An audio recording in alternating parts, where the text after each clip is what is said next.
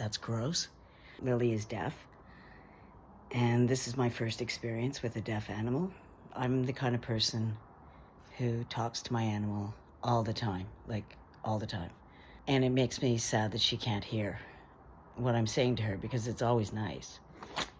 Except when she sneezes on me like that, and that's gross. But she doesn't know that. She didn't mean it.